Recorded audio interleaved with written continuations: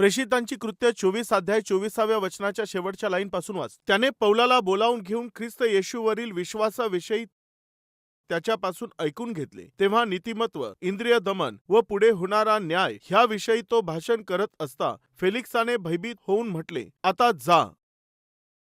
फेलिक्साला अद्भुत अशी सुवार्ता ऐकण्याची संधी मिळाली.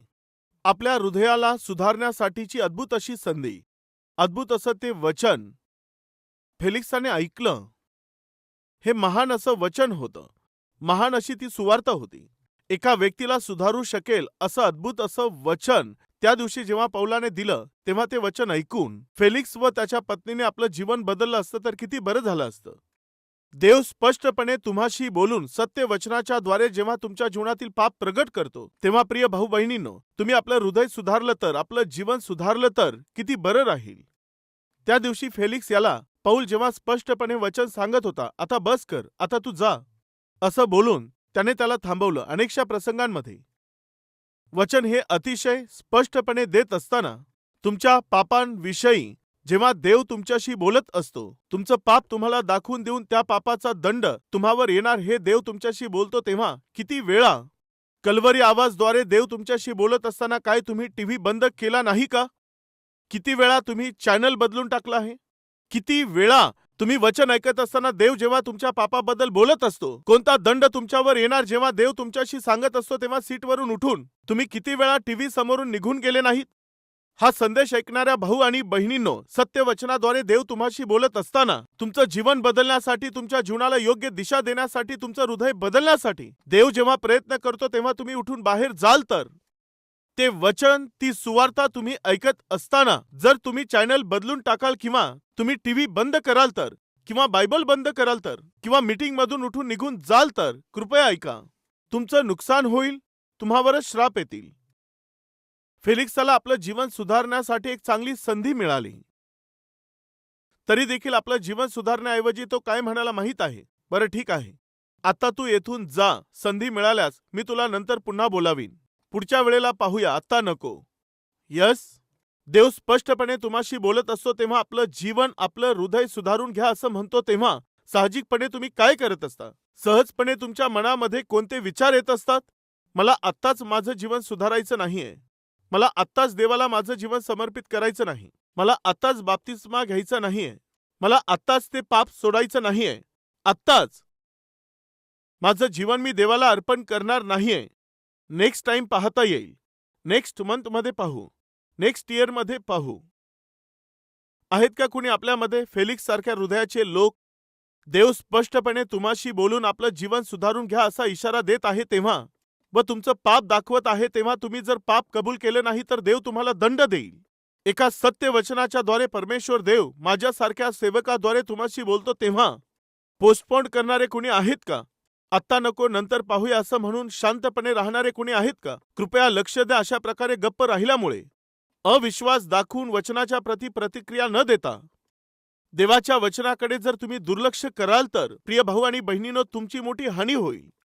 प्रियांनो, एकदा सैतानाकडे 4 दुरात्मे आले, तेव्हा सैतान त्यांना सांगू लागला, लोक देवावरती विश्वास ठेवत आहेत, त्यांचे पाप ते कबूल करत आहेत, ते ख्रिस्ताला आपला तारणारा म्हणून स्वीकारत आहेत, असं घडू नये म्हणून तुमच्याकडे काय पर्याय आहे असं एका दुष्टात्म्याला विचारलं. तेव्हा पहिला दुरात्मा काय म्हणाला ठाऊक आहे? मी या जगामध्ये जाऊन लोकांमध्ये मी असा प्रचार करतो. काय प्रचार? की परमेश्वरच नाही आहे. तेव्हा सैतान म्हणाला, देव नाही असा तू कितीही जाऊन प्रचार केलास तरी या सृष्टीकडे पाहून लक्षात येतं की हिला निर्माण करणारा आहे. लोक तुझ्यावर विश्वास ठेवणार नाहीत, लोक तुझ्या लबाडीवरती विश्वास ठेवणार नाहीत. बरं ठीक आहे. तेव्हा दुसरा दुरात्मा पुढे येऊन तो म्हणाला, मी एक काम करतो. कोणतं? स्वर्ग नाही असं मी सांगेल, स्वर्ग नाही असा प्रचार मी करेल. या भूतलावर काही लोक ज्या नरकासारखे यातना देतात, काही लोकांना ते सहन न झाल्याने त्यांना एक आशा आहे. कोणती आशा आहे? कमीत कमी मेल्यावर तरी आम्ही स्वर्गामध्ये जाऊ. त्यांच्या मनात स्वर्गाबद्दल विश्वास आहे, यामुळे ते ख्रिस्तावर विश्वास ठेवून पुढे चाललेले आहेत. स्वर्गच नाही म्हटलं तर ते विश्वास ठेवणार नाहीत. मग तिसरा दुरात्मा पुढे आला. बरं मी एक काम करतो. काय? नरक नाही असं मी सांगतो, नरक नाही याचा प्रचार मी करतो. तू नरक नाही असा कितीही प्रचार केला, पाप करणाऱ्या प्रत्येक व्यक्तीच्या हृदयामध्ये एक भय आहे की मी जे पापी कृत्य करत आहे त्याचा दंड एक दिवस निश्चित मिळणार आहे. त्यांचा सचक विवेकच त्यांना सांगत असतो, तुमच्या प्रत्येक पापासाठी, प्रत्येक धोक्यांसाठी एक दिवस निश्चित तुम्हाला दंड मिळणार आहे, असं त्यांचा सचक विवेकच त्यांना सांगत आहे. तू नरक नाही असा प्रचार केला तर कुणी विश्वास ठेवणार नाही. तेव्हा चौथा दुरात्मा पुढे आला व तो सैतानाला सांगू लागला, मनुष्य येशू ख्रिस्ताला तारणारा म्हणून स्वीकारत आहे, ही समस्या आहे का? हो, हीच माझी समस्या आहे. तर मग त्यासाठी माझ्याकडे चांगला उपाय आहे. कोणता आहे तो? सुवार्ता प्रचारकाच्या द्वारे जेव्हा स्पष्टपणे परमेश्वर देव एका पापी मनुष्याशी बोलत असतो आणि तेव्हा तो पापी माणूस त्याचे पाप कबूल करण्याची जेव्हा तो आशा करेल, तेव्हा मी हळूच त्याच्याकडे जाऊन त्याच्या कानामध्ये मी बोलेल, तू काय बोलशील? आज नको. येणाऱ्या आठवड्यामध्ये तू पश्चाताप कर. आत्ता नको, पण नंतर तू मन बदल, पश्चाताप कर. आत्ता नको, नंतर आपण पाहूया, असं मी बोलेल. तेव्हा सैतान काय म्हणाला ठाऊक आहे? ही मेथड निश्चित उपयोगी ठरेल. असं बोलून त्याने बाकीच्यांनाही सांगितलं, याच्या नेतृत्वात चाला. जा त्या पृथ्वीवरती. कोणी आपलं जीवन सुधारू पाहत आहे का? कोणी पश्चाताप करण्यासाठी तयार होत आहे का? जाऊन त्याला सांगा, अरे वेड्या, आज नको, आत्ताच नको. येणाऱ्या आठवड्यामध्ये पश्चाताप कर. पुढच्या आठवडी तू आपलं जीवन समर्पित कर. पुढच्या महिन्यामध्ये आपलं जीवन अर्पण कर. तू नंतर पाहिजे तर बाप्तिस्मा घे. आता जसा आला चुपचाप शांतपणे निघून जा, कारण बाहेर तुझी गर्लफ्रेंड वाट पाहत आहे. बाहेर तुझा बॉयफ्रेंड वेट करत आहे. तुला आजच आपलं जीवन बदलण्याची गरज नाहीये, नंतर पाहूया. एक मिनिट ऐका. किती वेळेला असं तो सैतानाच्या त्या एजंट्सनी, अंधकारातील ती ताकद, ते दुरात्मे, जेव्हा तुम्ही चांगला निर्णय घेत असता त्याच वेळेला तुम्ही देवाच्या सानिध्यामध्ये वचनाच्या अधीन होऊन एक चांगला निर्णय घेऊ पाहत असता, तेव्हा सैतानाने किती वेळा येऊन म्हटलं नाही, आत्ता नको, नंतर पाहूया. आज नको, नंतर कधीतरी हा निर्णय घे, बाप्तिस्मा घ्यायचा आहे, असा किती वेळा विचार केला, पण या आठवडी नको, नंतर पाहूया. सेवेमध्ये भाग घेतला पाहिजे असा विचार करून किती वेळा निर्णय घेता, तेव्हा आत्ताच नको, नंतर पाहता येईल. ही लबाडी नको आहे, ही फसवणूक नको, हे पापी जीवन नको आहे. आजच मी माझं जीवन सुधारून कमीत कमी आतापासून धार्मिकतेने व खरेपणाने जीवन जगेल असं ठरवता, तेव्हा किती वेळा तो सैतान येऊन, तू खूप चांगला आहे, हा निर्णय घेत आहेस, खूप चांगला आहे, पण नंतर घे. किती वेळा त्या सैतानाने येऊन जो निर्णय तुम्ही चांगला घेत आहात तो निर्णय नंतर घेऊ असं म्हणून पोस्टपोन केलं नाही?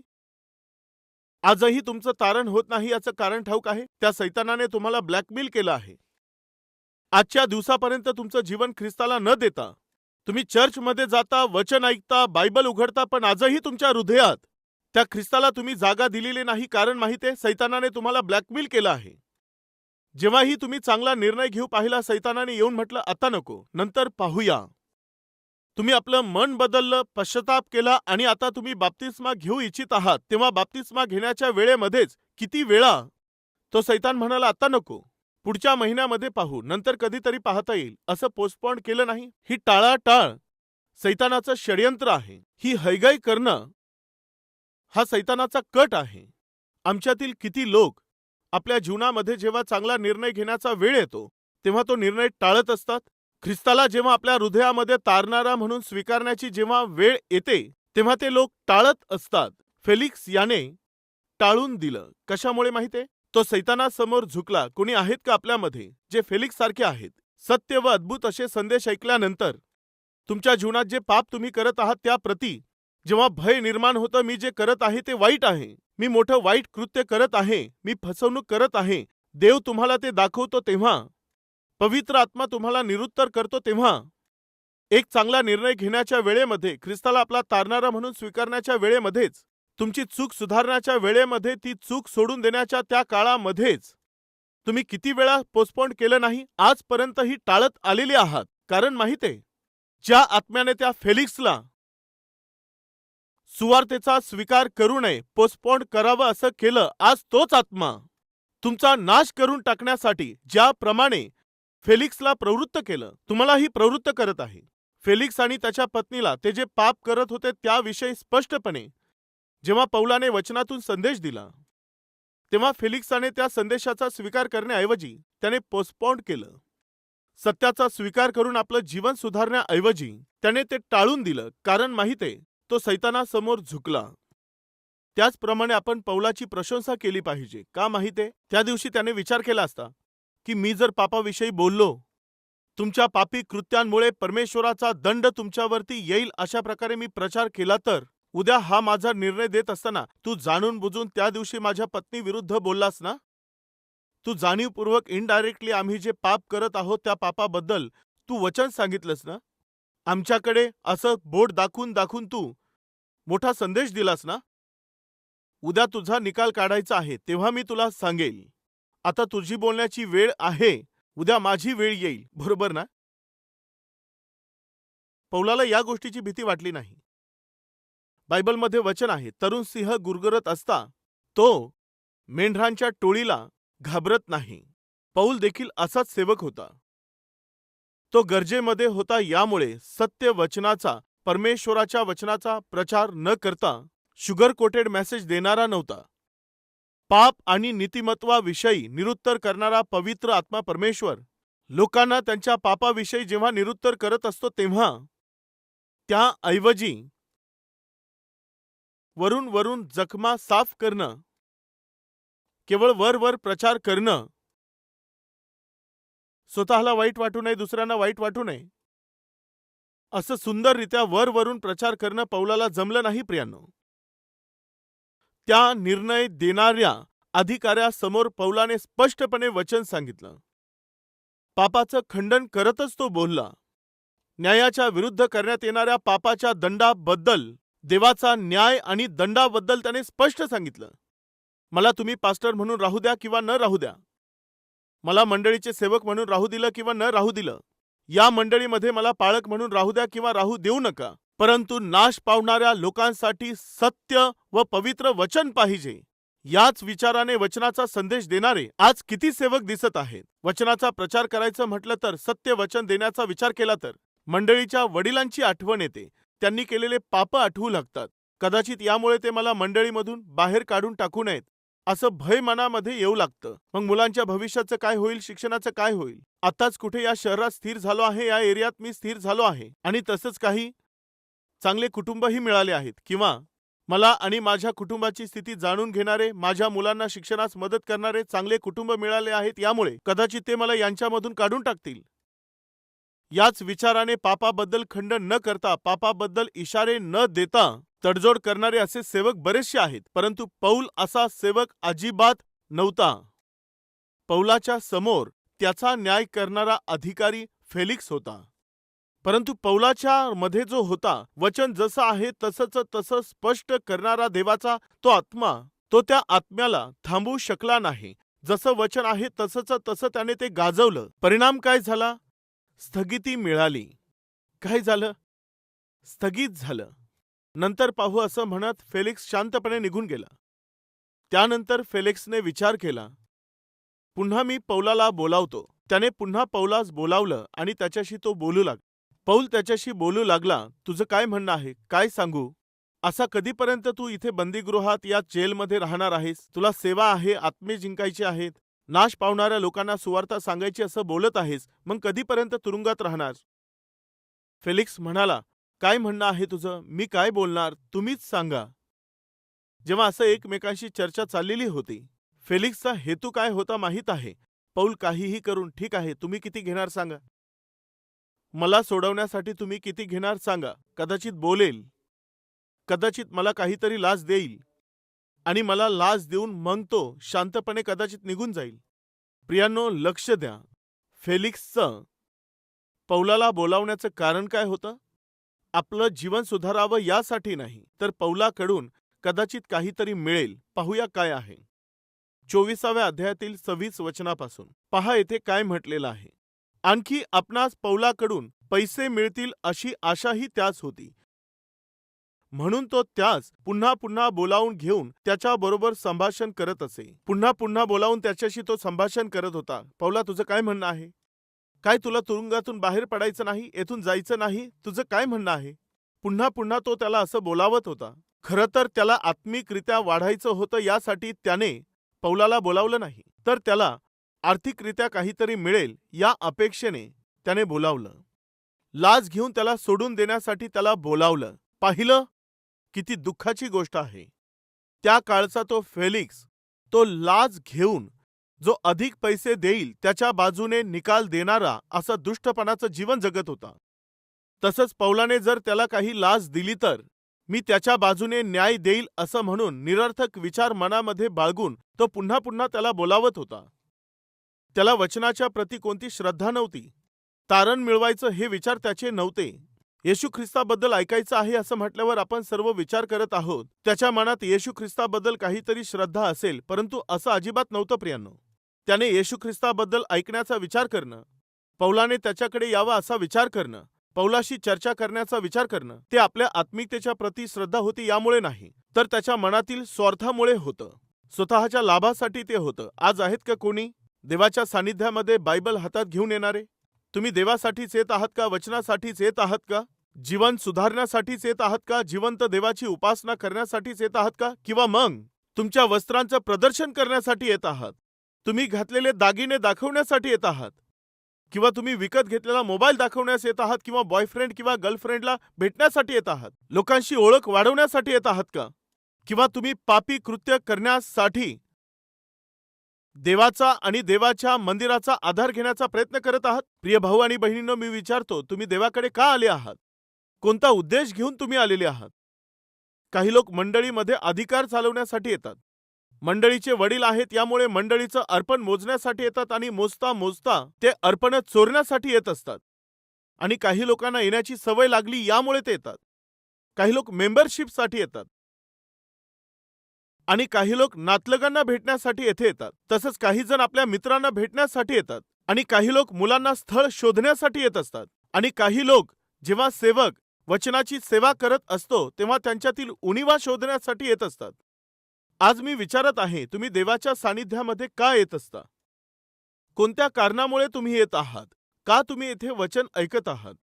त्या दिवशी फेलिक्स याचं पौलाला बोलावणं, वचन ऐकण्याची आशा धरणं हे खरं तर जीवन सुधारायला नव्हतं, तर आर्थिकरित्या मालामाल होण्यासाठी होतं. कसं? पौलाकडून त्याला काहीतरी लाच मिळेल या उद्देशाने होतं.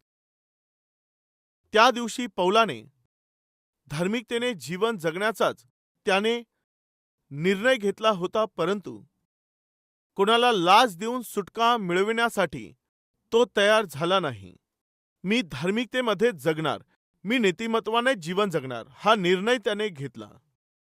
या जगामध्ये धार्मिकतेने जीवन जगलो तर, धार्मिकतेने जीवन जगण्याची आशा केली तर अनेकशा प्रसंगांमध्ये काय घडत असतं की आज हे वचन ऐकत असणाऱ्या भाऊ आणि बहिणींनो, नोकरीच्या बाबतीमध्ये तुम्ही धार्मिकतेचा स्वीकार केला, फेक सर्टिफिकेट दाखवण्यास तयार झाले नाही, खोटे एक्सपिरियन्स सर्टिफिकेट दाखवण्यास तयार झाले नाही, तर तुमच्या जीवनात काय होईल?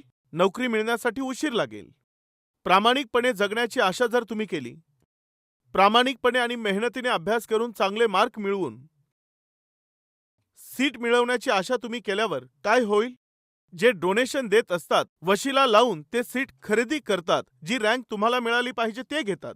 यस, प्रामाणिकपणे जगायचं आहे, धार्मिकतेने जगायचं आहे, खरेपणाने जगायचं आहे, अशा प्रकारे आशा करणाऱ्या प्रामाणिक लोकांच्या जीवनामध्ये काही ना काही अन्याय होत असतो. त्यांना जे मिळायला पाहिजे ते मिळण्यास उशीर लागत असतो. आज तुम्हाला नोकरी मिळण्यास जो उशीर लागत आहे, कदाचित तुमचा तो प्रामाणिकपणा असेल. आज तुमच्या जीवनामध्ये तुम्ही ज्या उंचीवरती राहायला पाहिजे होते तेथे तुम्ही राहत नाही, याचं कारण काय आहे? त्यांनी मागितली ती लाच तुम्ही दिली नाही यामुळे. त्यांनी पाप करण्यास सांगितलं, तुम्ही केलं नाही यामुळे. तुझं प्रमोशन करून देतो, तुझी सॅलरी वाढवतो, तू माझी इच्छा पूर्ण कर म्हटल्यावर तुम्ही त्यासाठी तयार झाले नाही यामुळे. तू माझ्याशी थोडीशी क्लोज राहा बस आहे, मी तुझा पगार वाढवून देतो, तुम्ही त्यांना नकार दिला, तुम्हाला नोकरीवरून काढून टाकलं. प्रिय भाऊ आणि बहिणींनो, कृपया ऐका. आज तुम्ही खरेपणाने आणि धार्मिकतेने जगत आहात यामुळे पगार वाढत नाहीये, परंतु त्या छोट्याशा पगारासाठी जर तुम्ही आपली धार्मिकता सोडून द्याल तर त्या स्वर्गाला गमावून बसाल. देवाचं राज्य तुम्ही गमावून बसाल. हे सत्य तुम्ही विसरू नये अशी प्रभूमध्ये विनंती करत आहे. धार्मिकतेने जगणाऱ्यांना, खरेपणाने चालणाऱ्यांना लगेच उत्तर मिळाले नाही तरी एक दिवस निश्चित त्यांना उत्तर मिळणार आहे हे विसरू नका. चला प्रार्थना करू.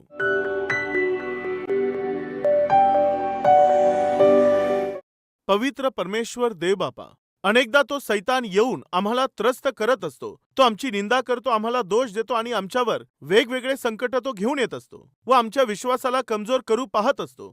तरी देखील देवा, आम्ही निराश व हताश न होता, दुःखी न होता, तू सर्व काही पाहत आहेस हे सत्य जाणून घेऊन आम्ही धैर्याने पुढे जावं, यासाठी तुझी महान मोठी कृपा तू दे बापा. येशूच्या नावाने प्रार्थना करतो बापा. आमेन.